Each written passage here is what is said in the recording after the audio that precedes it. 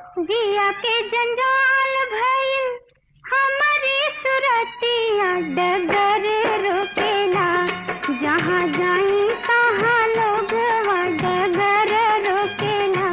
हो की रस चुएला जैसे अमवा का मोजरा से रस चुएला, हो की रस चुएला।